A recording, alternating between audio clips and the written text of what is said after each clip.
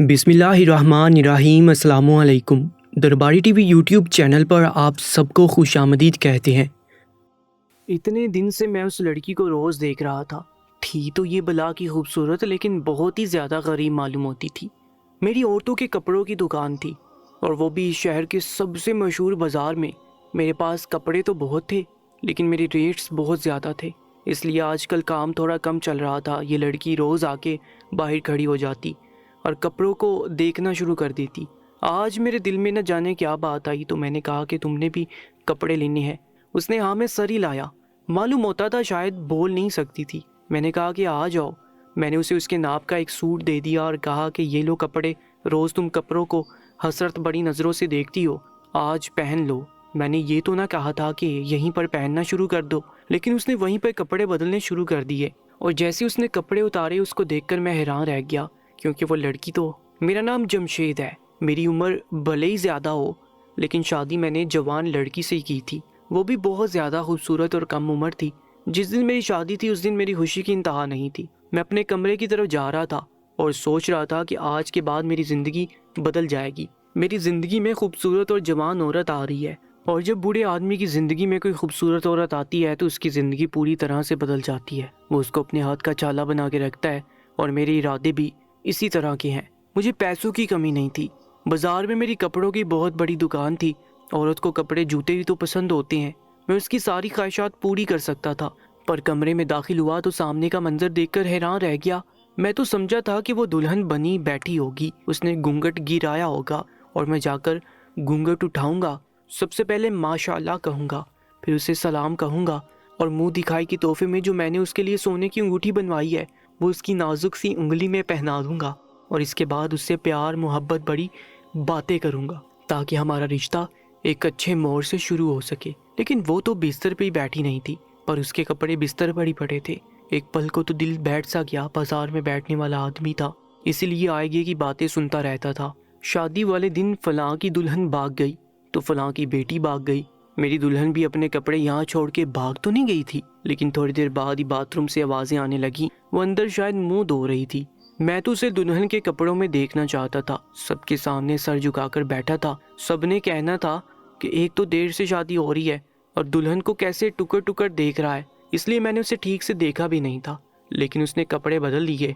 मैंने कहा कि चलो कोई बात नहीं, जिंदगी रही तो फिर कभी उसे कह दूंगा कि आज मुझे फिर से दुल्हन बनकर दिखा दो। मैंने कपड़े उठाकर एक तरफ रख दिए, और वो थोड़ी देर बाद बाहर आई तो नॉर्मल से कपड़ों में थी। उसने अपना मुंह भी धो लिया था। उसकी शक्ल थोड़ी मुख्तलिफ लग रही थी। दुल्हन बनके वो बहुत खूबसूरत लग रही थी, लेकिन दिखने में इतनी खूबसूरत तो थी ही कि सारी ज़िंदगी उसके साथ गुजारा हो सकता था। उसका नाम आलिया था। मैंने कहा, अस्सलाम वालेकुम, कैसी हैं आप? आपने कपड़े कैसे बदल लिए? क्या आपका दिल घबरा रहा था? उसने कहा कि हाँ, बस मैं नहीं बैठ सकती थी इतनी देर। मैंने कहा कि मुझे माफ़ कर दें, मुझे अंदाज़ा नहीं था कि आप इंतज़ार कर रही होंगी, जबकि मैं तो टाइम पे ही आया हूँ। उसने मेरे सवाल का जवाब नहीं दिया और बैठ गई। मैंने कहा कि अच्छा, मेरे पास आके बैठो, मैंने तुम्हें तोहफ़ा देना है। उसने कहा कि तोहफ़ा सामने टेबल पे रख दे। मेरे हाथ में तोहफ़ा पकड़ा देंगे तो तोहफ़ा कौन सा डबल हो जाएगा। मैंने कहा कि अरे, आप जो कहेंगी मैं आपके लिए हाजिर कर सकता हूँ। उसने कहा कि कोई ज़रूरत नहीं, और ये आप भी मत कहें, बस मुझे मेरे नाम से पुकारें। मैंने कहा कि ये तो अच्छी बात है कि हम दोनों में तकल्लुफ़ नहीं होगा। ठीक है, मैं तुम्हें तुम कह के पुकारूंगा। तुम ज़रा यहाँ तो आओ, मैंने तुम्हें तोहफ़ा देना है। उसने कहा कि मैं बिल्कुल भी नहीं आने वाली, तोहफ़ा वहीं पे रख दो। मैं सब जानती हूँ कि आप ये हरकतें क्यों कर रहे हैं। मैंने कहा कि ये हरकतें ना करूँ तो कौन सी हरकतें करूँ? बीवी हो तुम मेरी, आज हमारी शादी हुई है, सुहागरात है। उसने कहा कि आपको मैं ये बात पहले दिन से ही सीधी तरह से बता देना चाहती हूँ कि ये शादी मेरी मर्ज़ी से नहीं हुई है। मेरे माँ बाप ने ज़बरदस्ती शादी की है, वरना मुझे पागल कुत्ते ने काटा था कि मैं अपने से 15 साल बड़े मर्द से शादी करती। मुझे तो कोई भी जवान जहाँ मर्द मिल सकता था, और मेरे माँ बाप को अमीर घर में शादी करनी थी। और जवान लड़कों के पास ना तो घर होता है और ना ही अच्छी नौकरी होती है, इसलिए तो आपके पल्ले से बांध दिया था मुझे। लेकिन इसका मतलब ये नहीं कि जो चाहे वो कर लेंगे मेरे साथ। मैं कोई मोम की गुड़िया नहीं हूँ, आफत की पुड़िया हूँ। मुझे उसकी इस बात पे हंसी आ गई। मैंने कहा कि अच्छा ठीक है, जैसा आप चाहती हैं वैसे ही होगा। अब मैं अगर उम्र में बड़ा हूँ तो मुझे इस बारे में भी पता होना चाहिए कि लड़कियाँ शादी की रात इस तरह की बातें करती हैं। कुछ उनको उनकी सहेलियों ने बातें बताई होती हैं, اور کچھ ان کے گھر کی پھوپھی اور چاچیوں نے کہ جاتے ہی مرد پہ روب ڈال دینا، نہیں تو ساری زندگی وہ تم پہ روب ڈالے رکھے گا۔ اور مجھے اس سے کوئی فرق نہیں پڑتا تھا کہ وہ میری بات مانتی ہے یا میں اس کی، مجھے تو بس ایک بیوی چاہیے تھی جو مجھے مل چکی تھی۔ میں نے کہا کہ ٹھیک ہے، جیسا تم چاہو گی ویسا ہی ہوگا۔ میں نے اس کا تحفہ بھی ٹیبل پہ رکھ دیا اور چپ چاپ سو گیا۔ میں ایک ڈھیر عمر مرد تھا، سمجھدار تھا، زمانے کی سختیاں برداشت کی تھیں، 4 بہنوں کی شادیاں کی تھیں، 2 چھوٹے بھائیوں کی شادیاں کی تھیں، ان کے گھر میں بیویاں تھیں، بچے بھی ہو چکے تھے۔ اب میری نہ تو اتنی ہمت تھی اور نہ ہی ایسی فطرت تھی کہ میں کوئی زور زبردستی کرتا، اسی لیے میں خاموش ہو گیا۔ لیکن آہستہ آہستہ عالیہ نے میری محبت کا فائدہ اٹھانا شروع کر دیا۔ صبح صبح ہی تیار ہونے سے بھی انکار کر دیا اور ناشتہ ہی میرے ساتھ بیٹھ کر نہ کیا۔ جب میرا گھر میں کوئی کام نہ تھا تو میں دکان پہ چلا گیا اور دکان پہ پریشان بیٹھا تھا جب دیکھا کہ بالکل سامنے ایک جوان لڑکی کھڑی ہے اور کپڑوں کو حسرت بڑی نظروں سے دیکھ رہی ہے۔ ہمارے بازار میں بھیک مانگنے والی عورتیں بھی بہت آتی تھیں، بار بار بھگانا پڑتا تھا۔ کبھی کوئی بوڑھی عورت ہوتی جو میں اسے کچھ پیسے دے دیتا تھا، لیکن یہ جوان جہاں عورتوں کو میں پیسے نہیں دیتا تھا، میں کہتا تھا کہ جب اللہ نے صحت دی ہے، جوانی دی ہے، تو کوئی اور کام کر لیں، کوئی محنت مزدوری کر لیں۔ لیکن یہ لڑکی پیسے نہیں مانگ رہی تھی، صرف کھڑے ہو کے کپڑوں کو دیکھ رہی تھی۔ میں نے اسے پہلے تو نظر انداز کیا اور پھر میں اسے کہنے لگا کہ کیا چاہیے تمہیں، پر جب میں نے پلٹ کر اس کی طرف دیکھا تو وہ وہاں سے چلی گئی۔ میں واپس گھر آیا تو پہلے دن گھر میں وبال مچا ہوا تھا۔ میری بیوی نے میری ماں سے بدتمیزی کی تھی۔ میری 2 بھابیاں اور بھی تھیں، انہوں نے آج تک میری ماں کے ساتھ زبان نہیں چلائی تھی، اور میری بیوی نے پہلے دن ہی زبان کیا چلائی بلکہ گھر میں ایک برتن بھی توڑ ڈالا۔ مجھے لگا تھا میری بیوی مجھ پر روب جمانے کی کوشش کر رہی ہے، اپنا آپ دکھانا چاہتی ہے، لیکن پھر مجھے ایسے لگنے لگا وہ تو بغاوت پر اتری ہوئی ہے، وہ اس رشتے کو نبھانا نہیں چاہتی، وہ تو بدلہ لے رہی ہے۔ شاید اس بات کا کہ اس کے ماں باپ نے اس کی پسند پر اہمیت نہیں دی، لیکن اس کا بدلہ وہ مجھ سے کیوں لے رہی تھی؟ میں نے اسے پیار سے سمجھایا، میں نے بہت سی ویڈیوز دیکھی تھی، مولویوں کے پیغام اور خطبے سنے تھے کہ عورت کے ساتھ نرمی کا معاملہ کرو، عورت کے ساتھ اچھے طریقے سے پیش آؤ، عورت کے معاملے میں اللہ سے ڈرو۔ اس لیے میں بھی اسے پیار محبت سے سب کچھ سمجھا رہا تھا۔ میں نے کہا کہ دیکھو یہ تمہارا گھر ہے اور اب شادی تو ہماری ہوگی ہے، رہنا تو ہم نے ساتھ ہی ہے۔ اس نے کہا کہ شادی ہوگی ہے تو کیا مطلب، کیا ہم ہمیشہ کے لیے ساتھ رہیں گے؟ بیچ کا بھی کوئی راستہ نکل سکتا ہے۔ میں نے کہا کہ کیا مطلب بیچ کا کوئی راستہ نکل سکتا ہے؟ کیا کہنا چاہتی ہو تم؟ کہیں تم شادی کے دوسرے دن وہ تو نہیں کہنا چاہتی جس کو سن کے کوئی بھی عورت بری طرح سے گھبرا جاتی ہے؟ کون سا راستہ نکالو گی؟ مجھ سے دور جانے کا تمہارے پاس ایک ہی راستہ ہے اور تمہیں اس راستے پہ چل کر کبھی منزل نہیں ملے گی۔ میں تو وہ لفظ بھی نہیں بولنا چاہتا جس کے بارے میں سوچ رہی تھی۔ اس نے کہا کہ پھر میں تو آپ کے ساتھ نہیں رہنا چاہتی۔ میں نے کہا کہ زندہ رہنے کے لیے شکل صورت حسن کافی نہیں ہوتا ہے، بلکہ محبت کافی ہوتی ہے۔ اس نے کہا اچھا تو پھر آپ نے کیوں نہیں کی اپنی جیسی کسی ادھیر عمر موٹے پیٹ والی عورت سے شادی؟ آپ نے کیوں مجھ جیسی خوبصورت لڑکی سے شادی کی؟ میں خاموش ہو گیا کیونکہ یہ بات تو اس کی سچ تھی۔ میں نے امی کو کہا تھا کہ لڑکی خوبصورت ہونی چاہیے۔ میں نے کہا کہ دیکھو تم میرے نصیب میں لکھی تھی اور میں تمہارے نصیب میں، اب یہ میری خوش قسمتی ہے کہ تم مجھے مل گئی، اور تم اسے اپنی خوش قسمتی نہیں سمجھتی تو مجھے کوئی مسئلہ نہیں ہوگا۔ میں نے بڑے طریقے سے اسے جواب تو دے دیا، لیکن بات اس کی سچ تھی، وہ مجھ سے دور دور رہتی تھی۔ یہ بات تو میں کسی طرح برداشت کر سکتا تھا، لیکن وہ ہر وقت منہ میں انگارے بڑے پھرتی تھی، گھر والوں کے سامنے کبھی سیدھی بات نہیں کرتی تھی، ہر بات کا الٹا جواب دیتی تھی۔ میں نے امی کو کہہ دیا کہ اس سے کوئی کام نہ کروایا کریں، میں گھر میں نوکرانی رکھ کے دے دوں گا۔ امی نے کہا کہ پہلے بھی تو 2 بہویں ہیں اس گھر میں، ان کے لیے تو کسی نے نوکرانی نہیں رکھی، اب اس کے لیے نوکرانی رکھیں گے تو ان کے دل میں بھی بات آئے گی۔ میں نے کہا کہ دل میں بات آئے گی تو آ جائے، ان کے شوہروں کو کہیں کہ ان کے لیے بھی نوکرانی رکھ لیں، میں گھر کا بڑا ہوں، میری مرضی چلے گی۔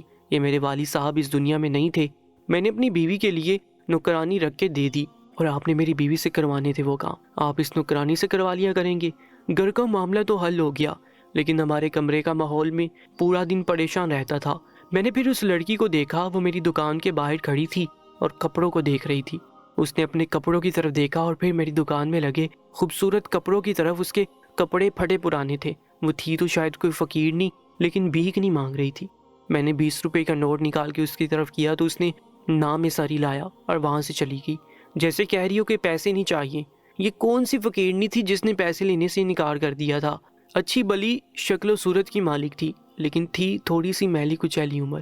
اس کی شاید میری بیوی ہوگی، وہ اکثر میری دکان پر آ جاتی تھی۔ میں اپنی بیوی کے بارے میں سوچ رہا ہوتا تھا اور وہ میرے سامنے آ جاتی، ایک دن میں یہ سوچنے لگا کہ میری بیوی کی میں ہر خواہش پوری کرتا ہوں، ہر بات مانتا ہوں، اسے میں پیسے بھی دیتا ہوں، سب سے اچھا سوٹ دکان میں جو بھی آتا ہے وہ میں اس کے لیے رکھ دیتا ہوں، اور پھر بھی وہ خوش نہیں رہتی۔ اور یہ بھی تو کسی کی بیٹی ہے، کسی کی بہن ہوگی، اس کے دل میں خواہشیں ہوں گی، یہ بھی چاہتی ہوگی کہ مجھے سب کچھ ملے۔ بیچاری کیسے کھڑی ہو کے سوٹوں کو حسرت بڑی نظروں سے دیکھتی رہتی ہے۔ میں اپنی بیوی کو اس کی مثال دوں اور اسے سمجھاؤں گا کہ ہر عورت تمہاری طرح خوش قسمت نہیں، کیونکہ میں صرف سمجھا ہی سکتا تھا، لیکن حرکتیں تو اس کی ایسی تھیں کہ اس کو پہلے دن ہی قابو کرنے کے لیے اگر ہاتھ بھی اٹھانا پڑتا تو جائز تھا۔ ایک دن تو کسی سے فون پر بات کر رہی تھی، میں نے کہا کہ کس سے بات کر رہی ہو؟ تو کہنے لگی کہ خود ہی پتہ کروا لو کس سے بات کر رہی ہوں۔ میں نے کہا کہ یہ کیا حرکت ہے؟ تم میرے دل میں اپنے خلاف شک ڈالنا چاہتی ہو تاکہ میں تمہیں چھوڑ دوں؟ اس نے کہا کہ ارے واہ، آپ کو مطلب میرے پلان کے بارے میں پتہ چل گیا۔ اس نے میرا بستر بھی الگ کیا ہوا تھا، اگر میں بیڈ پہ سوتا تو وہ جا کر صوفے پہ سو جاتی تھی۔ مجھے برا لگتا تھا کہ ساری رات صوفے پہ پڑی رہے گی، ٹھیک طرح سے نیند نہیں آئے گی، تو میں نے ہی صوفے پہ سونا شروع کر دیا۔ مجھے بھی نیند نہیں آتی تھی، لیکن وہ پھر مزے سے جا کے بیڈ پہ سوئی رہتی تھی۔ ایک دفعہ بھی اس نے نہیں کہا کہ آپ کو ٹھیک سے نیند نہیں آئے گی۔ ارے فکر تو وہاں رہتی ہے جہاں محبت ہوتی ہے، جہاں محبت ہی نہ ہو وہاں فکر کہاں سے آئے گی؟ ایک دن میں دکان میں ہی بیٹھا کھانا کھا رہا تھا جب وہ لڑکی پھر سے آ گئی۔ میرا تو ویسے ہی کھانا کھانے کا دل نہیں کر رہا تھا۔ میں نے بازار سے پارسل لیا تھا، امی سے کہا تھا کہ شادی ہو جائے گی تو میں کھانا گھر میں ہی کھایا کروں گا۔ گھر میں کھانا اس لیے کھانے کا کہا تھا کہ اپنی بیوی کے ساتھ بیٹھ کے کھانا کھاؤں گا، کیونکہ ساتھ کھانا کھانے سے محبت بڑھتی ہے۔ میری بھی بیوی تو میرے بغیر ہی کھانا کھاتی تھی، اور اگر ساتھ بیٹھ بھی جاتی تو کچھ بولتی نہیں تھی، اور بول لیتی تو پھر ایسا بولتی تھی کہ میرا ہی دل جل جاتا تھا۔ اس لیے میں اب دکان میں ہی کھانا کھا رہا تھا، پر بھوک نہیں تھی، سو میں نے اپنا ڈبہ اس کی طرف بڑھا دیا کہ شاید اسے بھوک لگی ہوگی، لیکن وہ ڈبہ بھی اس نے قبول نہیں کیا اور وہاں سے چلی گئی۔ ایسا نہیں تھا کہ وہ نخرہ کرتی تھی کہ نہیں مجھے یہ نہیں چاہیے، نام سر ہلاتی اور ہاتھ جوڑ کے انکار کرتی تھی کہ آپ کی بڑی مہربانی، پر مجھے اس کی ضرورت نہیں ہے، اور وہاں سے چلی جاتی تھی۔ پھر جانے کی وہ لڑکی پورا دن میرے خیالوں میں رہتی تھی۔ میں نے اپنے ایک دوست سے بات کی اور کہا کہ یار میری بیوی میرے ساتھ اس طرح کا رویہ رکھ رہی ہے۔ اس نے کہا کہ تمہاری بیوی کی شادی زبردستی کروائی گئی ہے تو تم کیا امید کرتے ہو کہ کیا رویہ رکھے؟ میں نے کہا کہ پھر میں کیا کروں؟ اس نے کہا کہ اس کا مطلب محبت سے جیتنے کی کوشش کرو۔ میں نے کہا کہ اس کی محبت میں شادی کے 1 مہینے میں ہی میں اس کے اوپر 2.5 لاکھ کا خرچہ کر چکا ہوں، اور محبت کیا ہوتی ہے؟ تو میرا دوست حیران رہ گیا۔ اس نے کہا کہ تمہاری بیوی اگر چیزوں سے بھی خوش نہیں ہو رہی، تمہارے احساس اور محبت سے بھی خوش نہیں ہو رہی، تو پھر مجھے نہیں لگتا کہ وہ اتنی آسانی سے تمہیں قبول کرے گی۔ تم اسے اس کے حال پہ چھوڑ دو، اللہ ہی اس کو عقل دے گا۔ میں نے اپنے دوست سے کہا کہ یار تو نے تو بات ہی ختم کر دی، مجھے کوئی مشورہ ہی نہیں دیا۔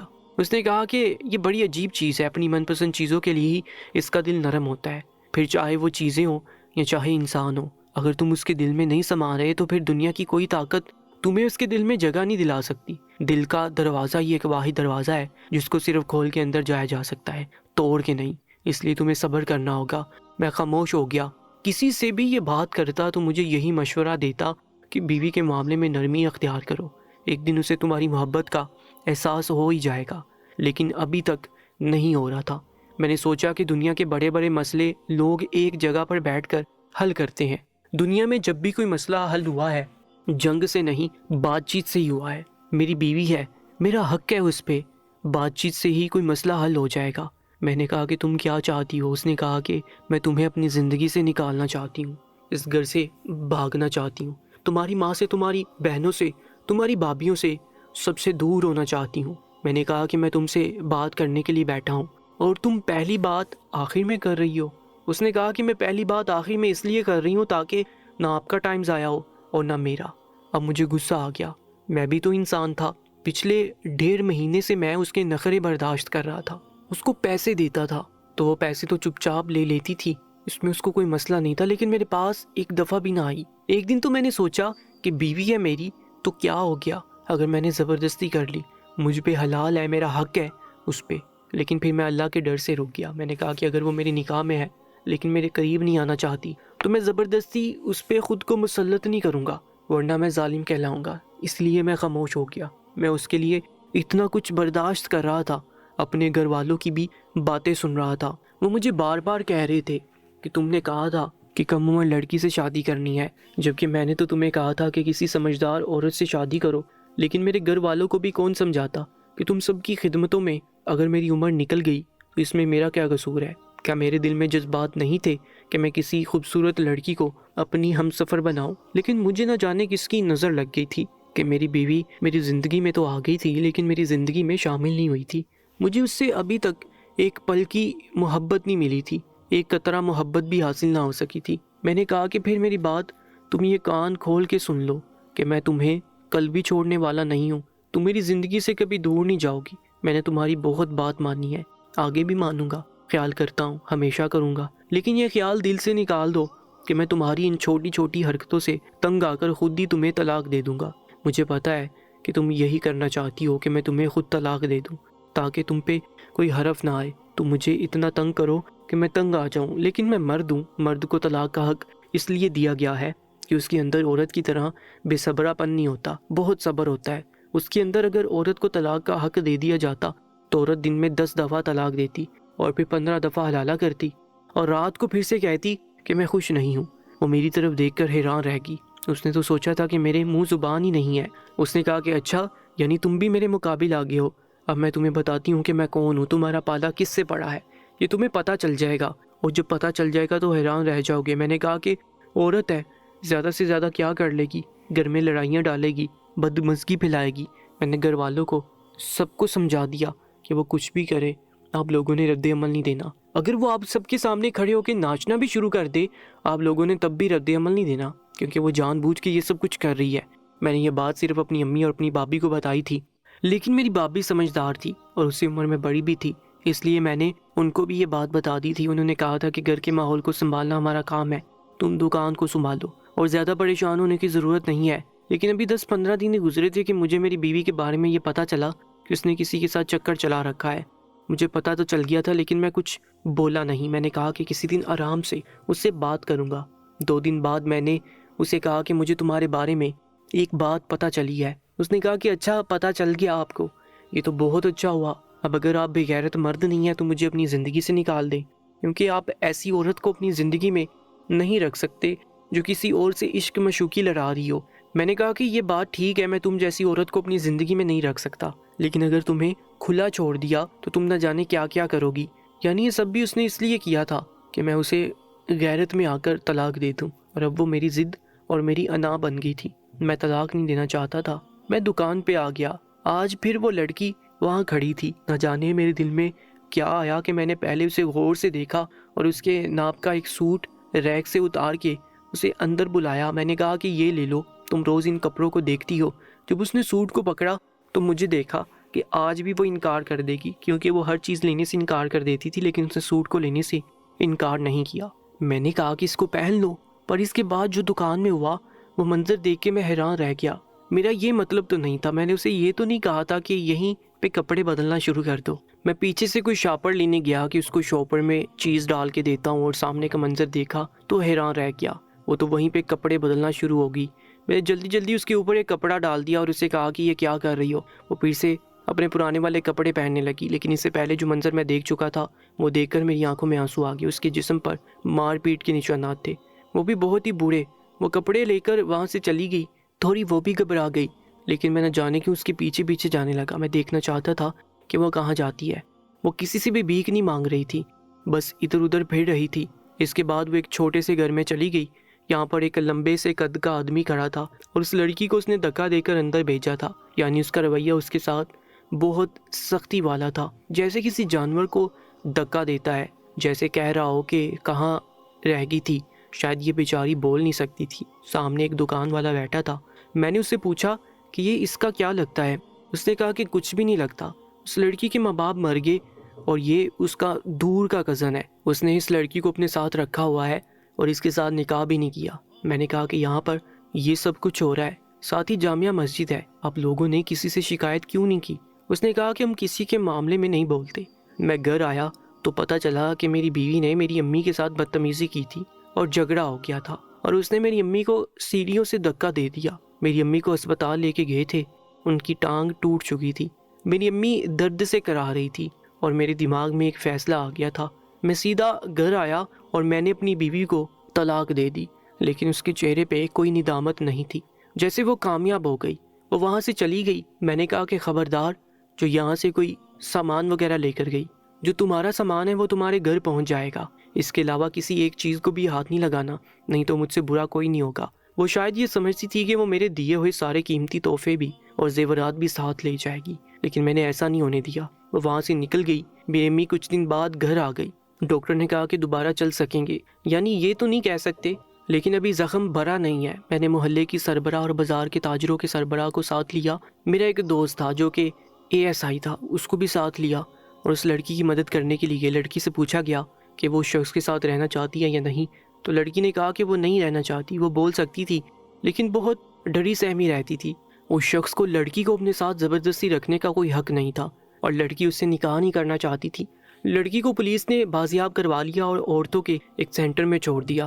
2 ہفتے کے بعد میں نے اسے نکاح کرنے کی پیشکش کی تو سب لوگوں نے میرا ساتھ دیا اور کہا کہ آپ نے بہت اچھا فیصلہ کیا۔